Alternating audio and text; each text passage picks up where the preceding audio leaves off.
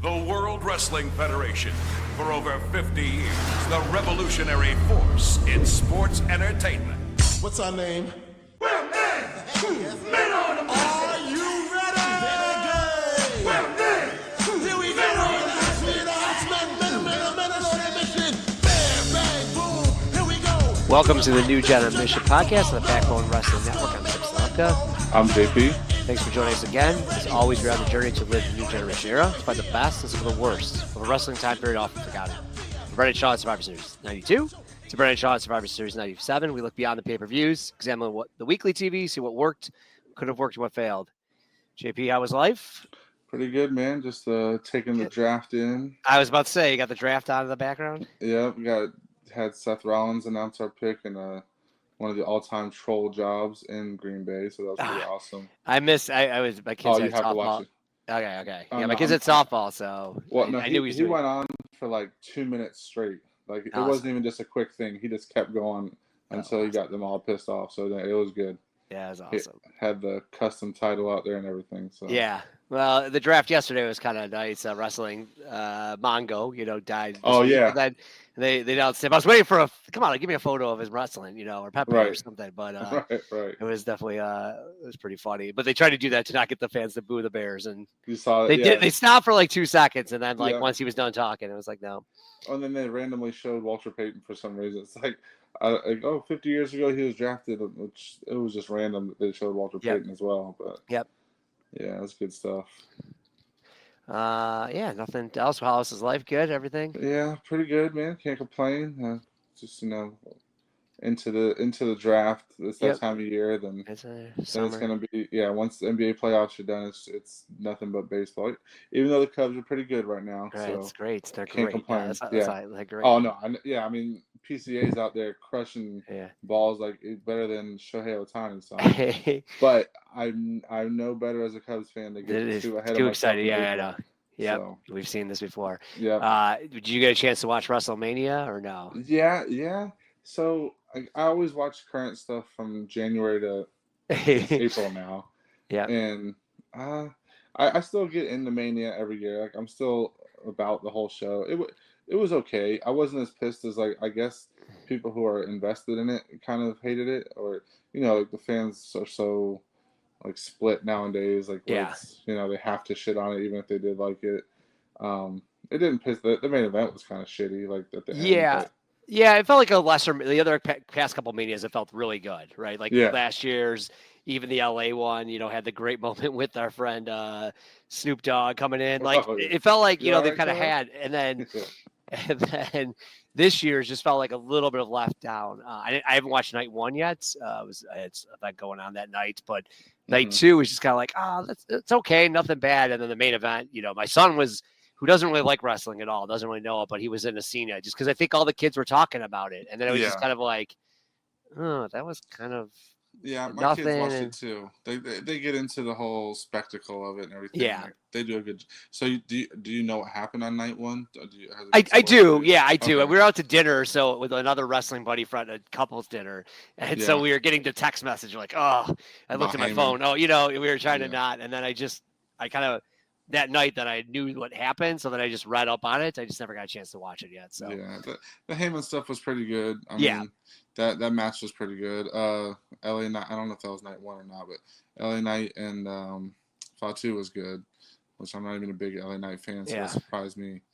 But yeah, it was pretty good. Pretty good. I like that as 2 nights. I'm for that instead of one like 6 hour. 7 show. hour. Yeah. Can't do Yeah, that anymore. 7 hours. So I like that. I like the, I like being sucked into the whole just like the draft is multiple nights, just like Yeah. playoffs or multiple nights, whatever. So yeah. And it kind of ends. I mean, even then, like, my son and I were watching, and then they have school the next Monday. So I said, you can stay up for it. We'll be up till like 10:30, Right. 11 Central Time, which, and it was over at 9:30. Like, he's like, Dad, do I have to go to bed? I was like, I kind of promised you like a late night. So Right. put another movie in. But, they kind of, and they've done that with the Raws too, right? Is like, hey, we're not just going to make this work to 3 hours, which I think is a Exactly. little bit to their benefits. Again, just maybe the main event didn't deliver, but I think that makes wrestling a little bit better than when it was so going on forever. And you're just like, when's this going to end? Especially people on the East Coast, right? It's Yeah. like, Oh, yeah. It's what are we it's doing? brutal. Yep. Yeah. All right, should we go in some Doink the Clown? Yeah, yes, sir. All right, well, good to catch up. We'll go. We got some big Raws coming up here. So we got this is the first live. So Raw, they did the 3 episodes before, which was pre-WrestleMania, or sorry, right after WrestleMania. Now we got the Raws that happened right after WrestleMania. So now we got fresh new Raws. So this is pretty big. So they're 24 out of Omaha. Vince makes sure, as always, really key that they're live. They're in Omaha. And I like this. We got Bam Bam Bigelow, who's interviewed and just says, "Hey, I'm ready to win the title." He's credible right now as a main event. Yeah. Like he was in the main event. So they bring him up. I like that to really kind of start things off and gives it a live feel and a big thing. And again, randomly, he's going to fight Diesel for the title, kind of random, but it makes sense storyline. Yeah, and he's got the black eye and everything from the Taylor match. Yeah, that was from. I was meant to look up where that actually came from, but I think LT really did stiff him a few times. Yeah, I've heard that. Right, I just didn't know that was from it. Okay, yeah, that would make sense.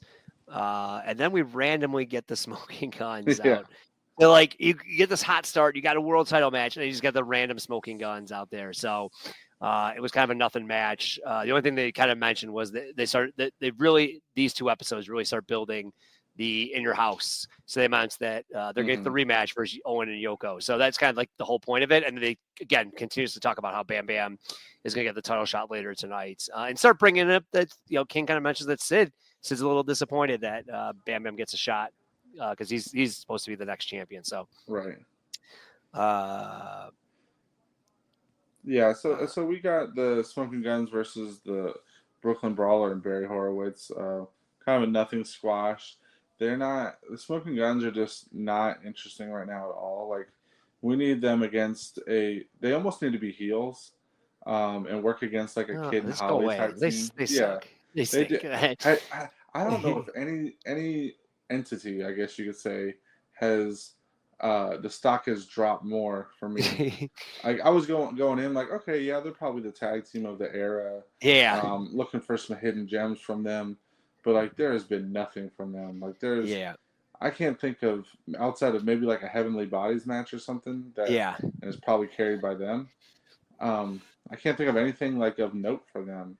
Yeah, so, the only thing that's ever cool is some of their combo finishers are kind of cool, like when they do but that's about it. Right. I mean, they really have nothing. They had no good feuds. They can't talk on the mic, and I felt that way originally. Like when they did, when like Billy Gunn became big, like I was like, this guy. I mean, I've always thought of them kind of as a joke, and I think just because they're around the whole time, people think of them as a bigger entity. Yeah, it's just. I don't know. It's just dead to me. Like I don't. Yep. I really don't want to see something refreshed with them, but I guess that doesn't happen until like '96. So yeah, who knows? Yeah, end of '96. So yeah. And then we get Bertha. I'll let you take the match, the Diesel match, if you want it. Real quick, we get Bertha Faye coming out. This is the death of the women's division. The crowd's booing throughout this, but she looks terrible. So they kind of brought her out in like a black outfit and attacked the Lunger Blades and looked kind of vicious. And okay, she's a little overweight, but that they haven't really pushed that. And now it just becomes she's in polka dots. She's with Harvey Whippleman. King just makes fat jokes the whole time, and they try to make her like a sex symbol, but she's clearly not. It's just brutal, and this is who your new champion's going to be. It really is embarrassing. So you can tell with Bertha Faye, right? So like she does the whole prancing around the ring too. Yep. And like you said, like it plays into like Lawler's jokes and everything.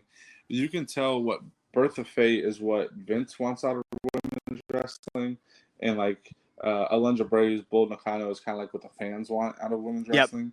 So and people like Jim Ross and stuff like that. Right. Like Vince wants the characters, he's not worried about the matches or anything like that. And, like you said, maybe JR, the fans, they want this cutting edge stuff that's going to be, like fun, exciting matches. Like that Alundra Blaze Bull Nakano match is one of the best matches we've seen this year. And then now you have this. So you can just really tell, like, Vince is like, all right, we're putting the brakes on this. We're doing it my way. And, his way sucks because this match was terrible, and she's terrible. It's embarrassing. Like not credible. Again, she looked credible the first time, and now it's anti-credible. Yeah. Yeah. So, and then we get a in your house update. We've kind of set the stage already for the matches. It's only with it being a 2 hour pay per view. Have they said that yet? I don't know if they've said it's a They 2 hour do it show. somewhere. I honestly don't remember when and where, Okay. but they mention that it will be a 2 hour and cheaper. I can't remember if they might. I've heard Yeah, cheaper, but I didn't yeah. know if they mentioned the time. So I like when in your house comes into play. That's my shit. Like the one, like I don't know, just the uh, the aesthetic of in your house. I love it for some reason. That's just like my Yep. like starting weekly point kind of thing. So it's good to see that here. And then we move to our well, it's not even the main event. Our I guess headline match of Raw is Diesel versus Bam Bam Bigelow, and this is a title match, like you said. Sid being pissed that Bigelow gets the title shot. It's kind of weird that Bigelow gets the title shot after losing the main event of Yep. Mania. He is a credible heel. He worked his ass off, kind of deserves the spotlight, but logic just doesn't make sense there. Um, in this match, Diesel is like moving pretty decent to begin with. I know they've said like all the Click guys like liked working with Bigelow at first, at least. Like they respect him in the ring, so maybe it was part of that. But he was moving and he was selling a lot early on too. Diesel being like the 6'10" champion selling like this doesn't bother me as much with Bigelow because he's so It's pretty big big. and Yep. He might yeah, weigh more than him too. right. So that doesn't really bother me there. The crowd for this is really into Diesel though. Like it just seems like they're really behind them. This is not. Uh, I didn't expect them to be like cheering him on like that. Well, it helps that it's live, right? So Yeah, the that's crowd true. That's feels a good like, point. hey, we're not in hour 4 or 5. Hmm. But I agree, the crowd is definitely kind of into Diesel for this for a little bit. Yeah, it's probably fabricated. Like it's not true. It's just they're going for the babyface against $1 million corporation kind of thing. But I mean, I guess we'll see as that plays along. But it just seems like he's getting a little momentum right now. He does hit a pretty damn huge jackknife for the win. Like almost falls backwards. I was surprised to see him hit the jackknife on Bigelow. I thought he would win with something else. Yep. Um, Ended up getting the win. DiBiase starts berating Bigelow, calling him a loser, that kind of thing. So Loser. now he's lost the main event and now losing this one. That prompts Tatanka to come down and attack. So this is, I guess, your new kind of feud with Bigelow and the corporation. Bigelow starts firing back and almost zeroes in on DiBiase, says he quits, and then IRS comes down to join in on the beatdown. I don't think Slowly. Yeah, Slowly. he's I mean, just like he just he's not casually long for this world either. So he's he just just like, casually walks up. right. Like, He's like, I'll do this. You guys I will hire my guess. sons in 20 years, so I'm gonna do this for you. Yeah, it just comes down with the beatdown. Sid comes out for good measure, and Sid spikes Bigelow with the power bomb. Like his power bomb just like dropped him. Then Diesel ends up coming back for the save. So kind of cool segment to see Bigelow turn face. I think he was doing such a good job as a heel, like even all the way back to '93 with Luna and stuff. It's going to be kind of interesting. I don't really see Bigelow as a face, so it's just going to be interesting to see how that plays out. But Diesel coming down to save after he just had the match with him, and Bigelow versus the Corporation, I guess, is going to be kind of somewhat of a feud going forward. So we'll see how that plays out. Yeah, let me give you some of my notes on the match. They keep mentioning that Diesel's jet lagged after coming back from Germany that night, so it, like, feels weird that they had to do this then. Like, or why did they Right. do this? Like, should they have not just done something differently if he's so tired? Let him fight a different time. Like, I get they want to set up this angle, but it kind of, I don't know if it goes anywhere right away, so they could have held off on it if Diesel was so tired. But he does look a little gassed. This match didn't need to be 17 minutes either.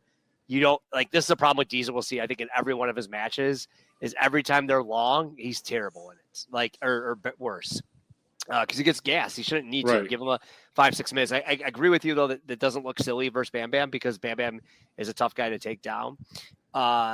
Vince, there's even a spot where I missed the notes here somewhere. But I do like when Tatanka comes out, they mention like, what is he doing here? I thought it was so funny. They kind of give that role. And then I hate the move though. And JT, I know, hates it as well. When the way at the end of the match ends, where Tatanka accidentally trips Bigelow, it's like, why does he have to look away to do the tripping? I know the next In Your House has the same move as well. So it's like, man, the writer's room is like, this is gold. Let's keep doing it. It just feels silly. Like, why would you look away like nonchalantly? It's so kind of convoluted. I like it afterwards that Bam Bam quits because that gives them a huge face pop when that happens. And definitely there was Diesel chance when he comes out. I thought the crowd, this is my note, the first time they really, really got behind Diesel this time. Where like, I think other times, even Mania, we talked about the night after, like they have him behind him. Like with him and Bam Bam, the crowd is definitely into him. And that's kind of it. But I thought it was very good. Match maybe a little long. Again, I think this is where they should have seen with Diesel, like, man, let's just go shorter than longer, but they haven't really done that with him. Yeah, I think the like shock of everything is that you're going from Bret, who's this guy who's, really good in the ring, and provides like the drama of the match, to Diesel, who just can't go. So it's like you almost told everyone, because you're teaching your audience what to like, basically, and you're telling everyone, hey, this is the style we're going to, and then you kind of pull it back, and it's like, okay, now that like the fans are going to be they're into it, like the pomp and circumstance of it, but once the match really starts getting going, there's no filler there. So I guess we'll just have to. I know Diesel's not known for his main events, so not until November really. So we'll see how that goes.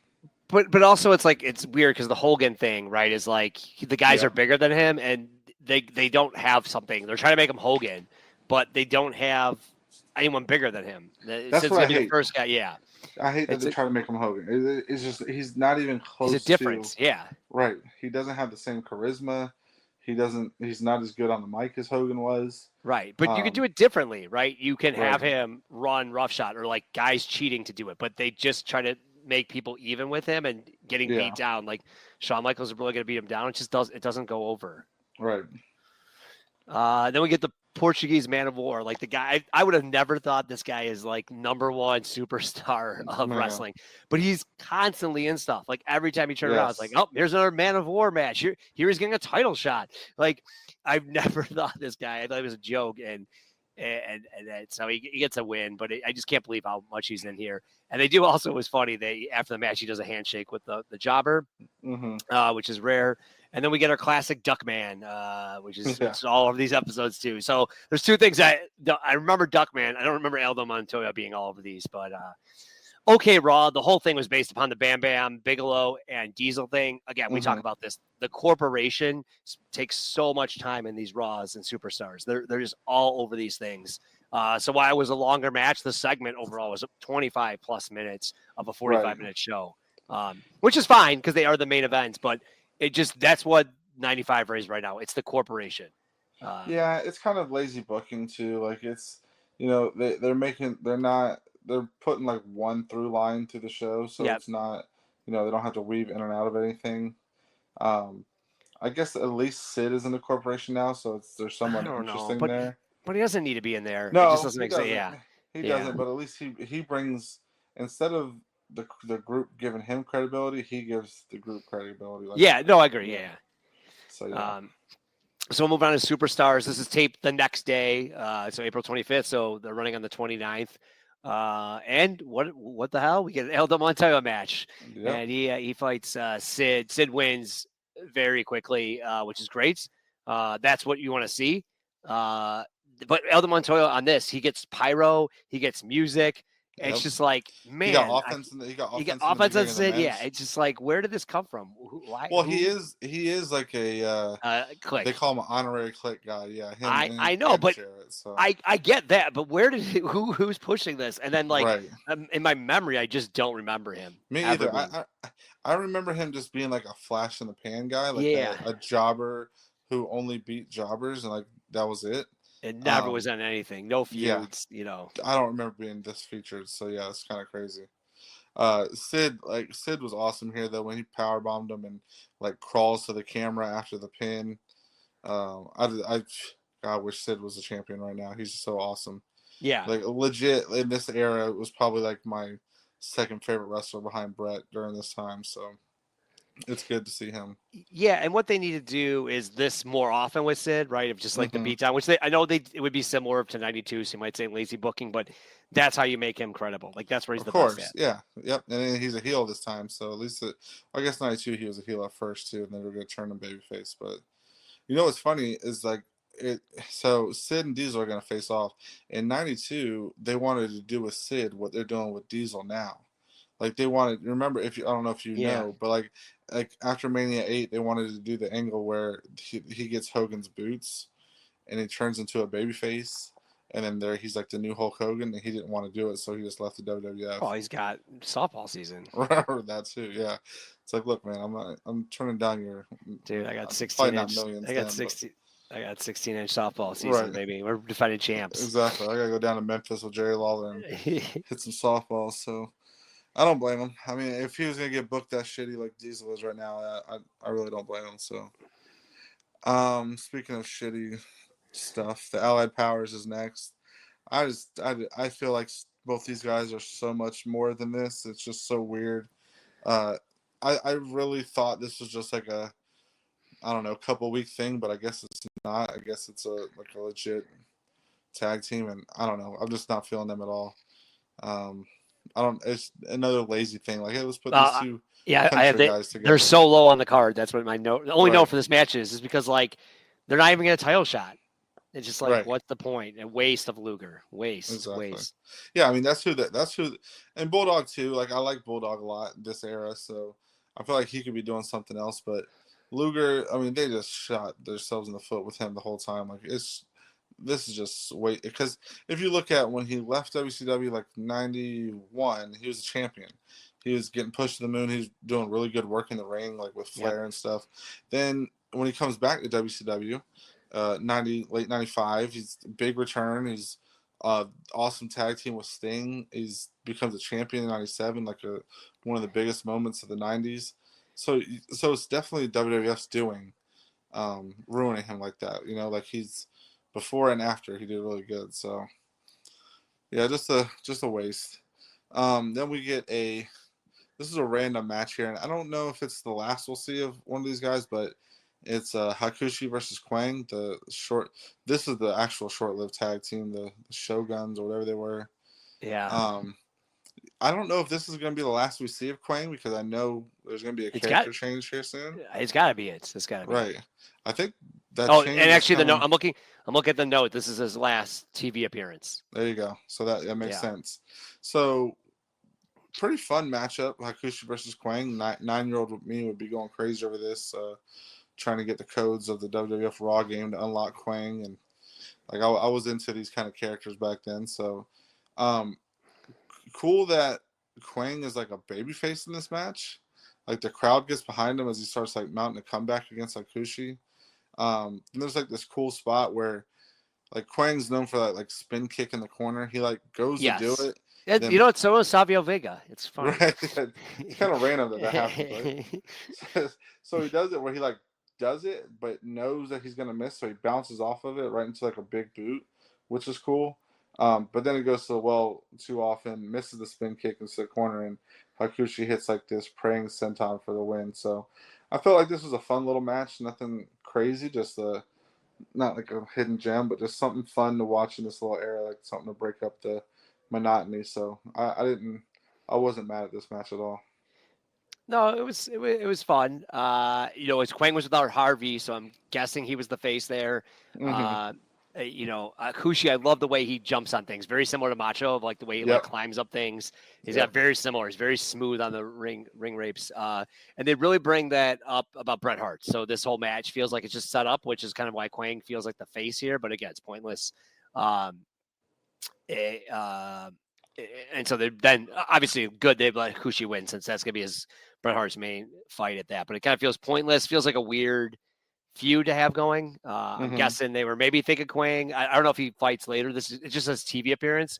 So I wonder if he maybe went on for Quang for a little bit and just got no pops. So they said, oh, you know what? We're going to switch his look. I don't know. But Right. it was okay. And then we get John Pierre Lafitte. Yep. Quick match, and then we get an A+. Yes, the Mhm. most amazing thing we've ever seen. Bret Hart, our number one fanboy of New Generation, facing our number two, Jimmy Del Rey, the Gigolo. I mean, it's like our dream match. We might have to cancel the show after this. I mean, I can't. It's also I can't believe he's still around. And then why is he fighting a singles match? It's Like, so because weird. Tom Pritchard comes down with him, so it's not like, oh Right. man. It's kind of like, the Beverleys for a while, like only one of them was left. Like, nope, they're still a tag team, but randomly just going to give Gigolo some matches. Easy win for Bret Hart in here. And afterwards, they talk about the fact that he's going to confirm that, he's going to talk to Lawler about his challenge, which we've kind of haven't really talked that much about. But Lawler keeps saying that he beat Hakushi to the punch, said he challenged Bret first. And said Bret's just like, hey, I'm done with this. I'm going to go talk to him next week on Raw. So we'll talk about that at the end of Raw next week, but that's kind of the big storyline. I did at this point also mention just like the tag team division. There's a lot of tag teams. So I listed all these tag teams. I'm probably missing some. The LA Powers, Yoko and Ono, Smoking Guns, Head Shrinkers, Well Done, Heavenly Bodies, 1, 2, 3 Kid and Holly. The $1 Million Man team or corporation has a couple tag teams, it feels like. Men on a Mission. That's a pretty loaded, when you look at those individually, as teams, like that's a pretty loaded tag team division. It just feels weird that we have so many tag teams at this point in time where it feels like, it wasn't maybe the best. Well, it's quantity over quality. Like Yeah. it's, there's not bad. I mean, again, Yoko, Owen feel okay. Yeah. Heavenly Bodies, 1, 2, 3 Kid. I mean, Bodies. it's not, this isn't 96. If I read the list off in 96, we'd be like, what are we doing? But I thought it wasn't that bad. I think LA Powers don't do anything, but like that firepower, you talk about 1, 2, 3 Kid in there. The Head Shrinkers got Fatu and Barbarian. I mean, like the individuals in there aren't as bad as some of these other ones, right? Well, 96 is what? The Godwins. Bulldog and Owen. I mean, but Godwin, Smoking Guns. You got the Heavenly Body. No, the Skip. What's Skip's tag? The Body Donnas. Body Donnas. You just get Headbangers of the next year. Headbangers, the New Rockers. I mean, just it really starts getting really rough. I might be leaning towards 96 there. Oh no! Oh my god! Yeah, I don't know. I'm not. I'm nervous. I'm just 95. Hopefully something happens where there's a tag team that I can't think in my head if another team like emerges in the year at all. But hopefully someone comes in and kind of does something. I know PG-13 has a match later in the year, but they don't stay. That might be the one. Right. But yeah, we'll see. I'm just really not feeling the tag scene right now. It's been. I never thought I'd long for the days of like the 92. Natural disasters. No, never. Right. Never. Hall of Fame. It plays Hall of Fame. Well, you mentioned the Beverly Brothers. I'm like, oh, how spoiled we were when we first started this show. But now the Bushwhackers always seem to, I didn't even push the Bushwhacker. They always seem to show up out of nowhere. Well, like 93, early 94, we had Steiners, Quebecers, Beverly Brothers, Head Shrinkers. Like that alone, right? Men on a Mission, early Men on a Mission was over. Like that's a solid division right there. Yeah. But now it's just kind of by the wayside, I guess.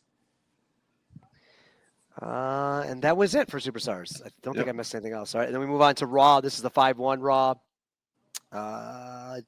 Where did I lose my notes? LA Powers, your boys, come out first.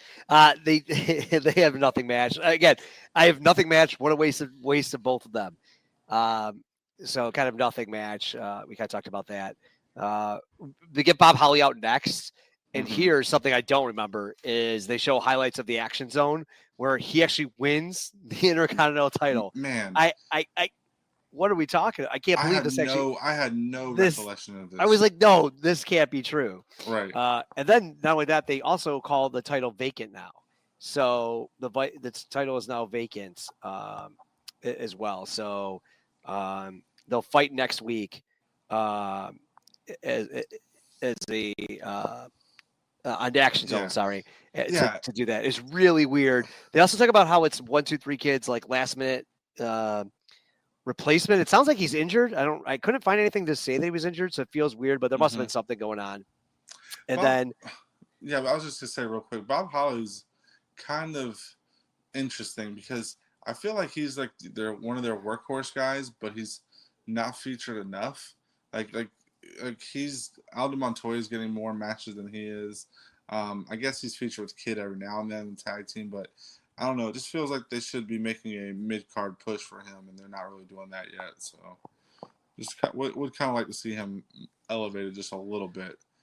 You know, even though in this era he thinks he's like the locker room bully or something, because I don't know if you've ever heard, like his book just came out, I guess, and there's all these excerpts in there where he like says he went up to Shawn Michaels and said he would slap the shit out of him and Diesel and all this stuff. He's kind of bullshitting, but yeah, that I guess if he was really that kind of a locker room guy, they should have made him the world champion at this point. Yeah, well, we see what happens when he tries to do tries to roll up as a champion. Yeah. And Brock just takes him out. Exactly, breaks his neck. Yeah. So after that, we get a Mantar squash.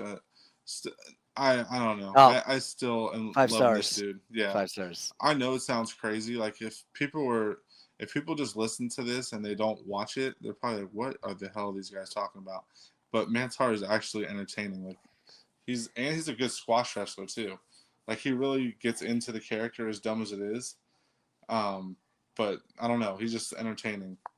And then speaking of entertaining, we get our, I guess, marquee matchup of this show in Sid versus Razor Ramon. Now, I have very vivid memories of this happening. I don't know if you do, especially this spot. No, this is one that I didn't remember. Oh, really? Yeah. So this is like your kind of your two like aura guys in the company, like Razor and Sid. Just awesome walking to the ring guys, right? Yeah, so, and even when they mentioned it the week before, I'm like, that feels weird to waste Razor like he's gonna job clean to Sid. So right. I kind of thought that was weird. Like I was just like, oh, this feels weird. And so you happened? You didn't Zero. know it was like oh wow, zero idea. So I'm like, man, Razor's gonna job to Sid here. Like that's what in my head. And even when I watched it, I like missed it because I've been waiting for this. Like this was so cool. Yeah. So just to let people know, like you said, you're building this big matchup. You think that maybe Razor's a stepping stone for Sid to get Diesel kind of thing. Sid's already in the ring, looking badass. Then Razor comes down with the pyro, and as he's doing like his in-ring entrance with the pyro, Sid just walks through the pyro and looks awesome, and attacks Razor. Badass, Yep, and hits him with multiple power bombs, lays him out. Diesel comes down for the save. Now, what's weird is Diesel and Razor are friends. I don't know how much that was played up on camera. Like, why is Diesel coming down? I guess it's just a babyface thing, maybe. But I think just because of Sid doing it, I don't think they really made it like referencing their friends. I think it was just right. And Diesel did the same for Bam Bam. So I think it's like Diesel's saving everyone from the $1 Million Corporation. I think that's what they're trying to he's the White Knight. Yeah, I get it. But it's just weird. But it's cool that Sid just gets out of there. Then he stares into the camera, telling them, "You will all learn. Don't call me psycho." Awesome stuff. Yeah, like I said, I've been waiting for this. I'm curious to see what you think about it because you did not see this coming. So I don't know how this hit you when you watched it. I kind of missed it because it was his entrance, right? He like kind of comes out for the entrance, and I just kind of like sometimes the entrance is like, all right, I've seen it, the fireworks, and then like I missed the bell ringing, and I'm like, okay, Sid's gonna squash him. And so I kind of went back after they talked about it, and they re-showed it really well. They really showed him like literally going through the fireworks, like he literally goes through the middle of it and just squashes Razor again. There's no bell ringing, and Vince does a good job. I'll mention that. Hey, the bell wasn't ringing, and they take Ramon back, and he's really in pain. So he sold it really well. I thought a really good job of him selling it. A really big segment. It makes Sid look like a monster. Like this was really well done to really build up Sid for this. I really liked it. So I just did not expect it, and it was a really fun segments. and makes Sid credible. Like I would think you kind of Oh think, hey, yeah. Sid is a beast, and something we didn't really see early on, right? Like he just hasn't been involved. This is a Mm-hmm. great segment, and even the Aldo Montoya, like these are segments that you need him to do. Then we get our boy Adam Bomb. Anything else you want to add on that match? Sorry, I didn't mean to. No, nope. Okay. Then we get what wasn't even a match. His segment, Right, great segment. One of the best segments we've seen in a while. Mm-hmm. Then we get Aldo Montoya. No, sorry, Adam Bomb, our boy. I know you brought this. He's got the footballs. I know you've talked about this before, that he's now got the flying clothesline as his move versus this smasher. So I caught that right away. I was like, oh, you were dead on it, because you mentioned it. You mentioned missing the footballs, and you mentioned his switching his move, and you finally got them both in one match. When I saw it, I'm like, holy shit. We just brought this up. Now he's got the footballs launching into the crowd. Yeah. So look, we're going to take away your finisher because there's two guys we like more doing it. So we're going to give you these footballs to launch at kids and stuff. Yeah, so. I was like, that's amazing. Right. Title. And then we get Men on Mission Squash. They're kind of nice back-to-back, because they talk about how Adam Bomb and Mabel are going to face each other in Inner House. Then there's one last segment I'll let you get, because I think this is there's one little part right before that where they try to talk to Razor in the back. Oh yes. And he's kind of like being hurt really and selling everything. it. So yeah, so that was really good. Yeah, he really sells it. Really good. This is how they it's crazy how the first 2 months of Sid, he's nothing, and now in like 2 or 3 weeks he's like built up as this monster and one of the best heels they've built up in a while. So good stuff there. And then we do end with a Bret and Lawler segment on the show. So Bret comes down with semi-dried hair, not a good look for him. He's got kind of the gel kind of ran out of his hair, I guess. He's not the best. He's more of a greasy hair guy as it is, but comes down and is talking to Lawler about the Hakushi match and how he's like already accepted a match with Hakushi, and Lawler says, "You're ducking me," kind of thing. Bret kind of mentions that he'll also wrestle Lawler, and he throws out like these corny jabs. Like Bret is like DDP levels of using like the dad humor. Okay. Kind of like calling him a loser, or calling him like I don't know. He said something else. I forgot what the hell it was, but Lawler just outclasses him on the mic. So I guess now for In Your House, it's going to be Bret Hart versus Hakushi, and then Bret Hart versus Lawler. So they're kind of going back to the well of what they did with Lawler and Doink. You got to face somebody else to get to him. So I guess they're just going to rerun this Lawler Bret feud. But what made me think, like, what I wish would have happened is I wish Lawler would have like a stable at this time, because he ends up facing, like, Bret ends up facing a lot of like Lawler guys. So he faces Hakushi, which is, he's not affiliated with Lawler, but Lawler's kind of did the whole Japanese cameraman thing to kind of get our saying that Bret's racist, so got him involved in that. Like they could have had like this Hakushi, Jean-Pierre Lafitte, somebody else maybe kind of stable with Lawler. Yeah, it felt like they were going there with this. I mean, maybe we'll see if. I wish they would have. Or Jarrett even. Yeah. Some mid card guys maybe that Bret can, like, if you're gonna have Bret do this thing where he's not really in the main event and he's fighting like all these various guys, why not like put them all as a group with Lawler and have like Lawler be the final boss kind of thing, that Bret gets to, but. It's just kind of disjointed what Bret ends up going through 95, but even though there's good matches, it's just doesn't really stick to the same story, I guess. Yeah, it's fine enough. We'll just see where this goes. I feel like this could have been hotter for Hakushi too. We've kind of complained a little bit about him like underutilized, and it feels like this is a big spot for him. So it'll be interesting, like if it immediately falls apart. Right. But it felt like maybe they do go with it because he does bring in Yankum too.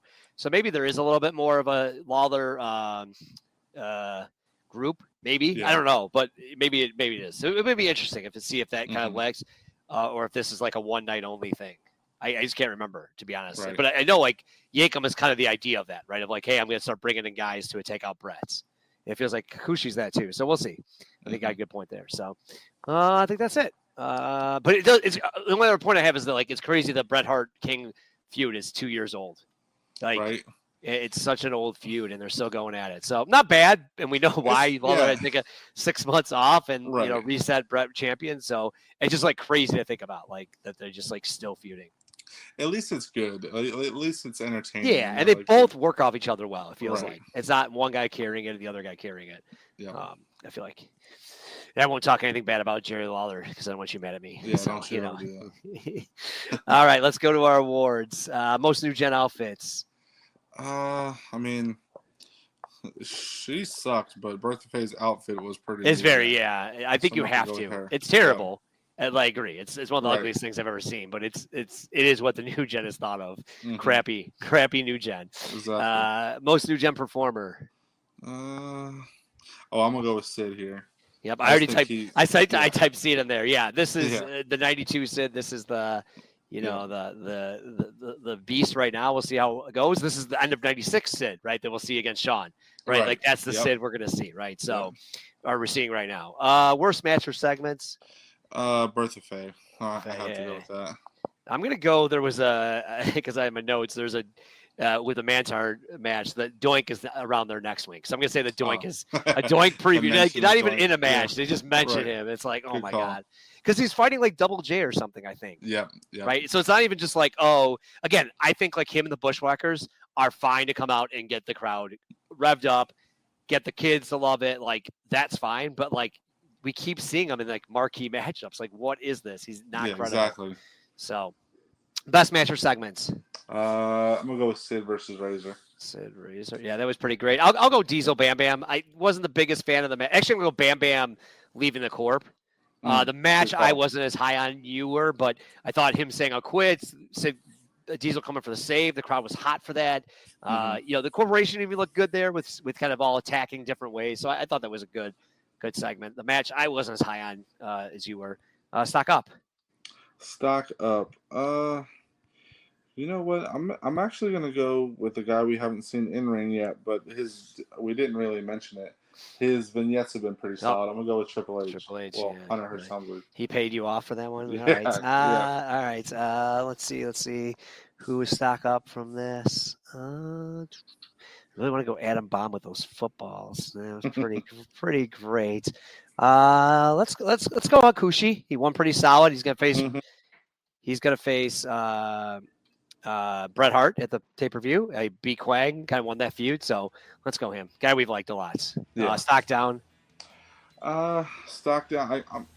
I'm gonna go with Allied Powers. I just don't like. All right. I don't like this act at all. Two main event guys that are not even a main event tag team. So Okay, good. I thought you were gonna go with something else. I was just looking above at the awards of how many times they've won it, but I'm going with Smoking Guns. Yeah, I thought you were going there first, and I'm like, week 86, week 87, you went Smoking Guns. So I was like, oh my god, you're just you just keep going to them. So. All right. So we got we did a little differently this time because we only got two superstars left and one Raw before In Your House. So we kind of split it up to make 3 and 3. So in 2 weeks we'll be back with Superstars Raw and Superstars before In Your House 1. So a little bit more build there. We got Doink match, so everyone's excited. But some good matchups. I think the In Your House format's good. It leads to some interesting things. I think different type of pay-per-view. And the build's been pretty good, and we'll see if Sid keeps it up. On the build for that. So thanks for everyone for listening, rate, review, and see you in 2 weeks. Yes, sir.